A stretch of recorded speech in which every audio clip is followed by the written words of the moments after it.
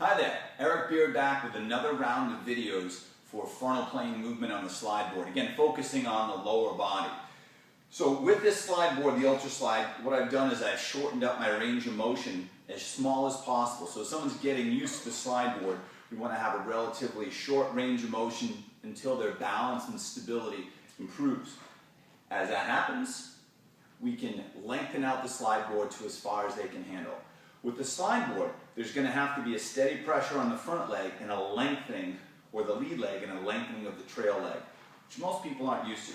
Make sure the straps are on the back side so there's almost slight out-toeing or external rotation of the front foot off the post. This will help to take some stress off of the knees. Come back to that athletic position. I'm going to push off with this hip and this leg, and then I have to receive or decelerate here. So I'm going to push off with this leg, and I'm going to decelerate on this side. So I have to hold statically with great alignment on the front hip until I make contact and absorb force. But on the back leg, I've got to get that extension into the hips. So for someone who's just looking to improve their frontal plane movement or just get some nice multiplanar lower extremity training, or a nice way to get their heart rate up, because you can definitely do that on here, start with a smaller range of motion. Next step here is let's broaden this out and talk about some sport-specific applications and how it can help. Now that we've increased the range of motion available to us on the slide board, I've gone to the second to the end, so I stay in the picture here. We're really going to have greater range of motion at the hip joint. We have to be able to maintain abduction of that trail side leg.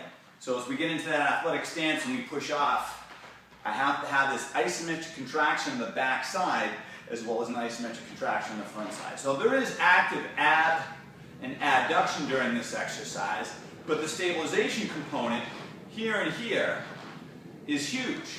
So you will notice that people feel a challenge or tightness or soreness with the abductors, but you will notice some work with the adductors as well.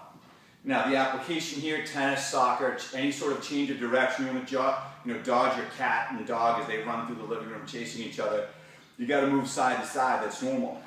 But with hockey players specifically, as they're learning to get their stride down, one thing I notice is they don't always extend the hip all the way. So if you're doing some off-ice training, here's a tool that can help to do that. Because we want to be able to open up and explode so we can take full advantage of the powerful hip musculature. So if you've got a player who is not abducting all the way and is just taking his short, choppy strides or running almost a little bit, you can get them on the slide board and have them over-exaggerate that. Next step here is we add some resistance to the frontal plane. Back to my lateral resistor. This is going to challenge the abductors a bit more on the back side as well as the front side.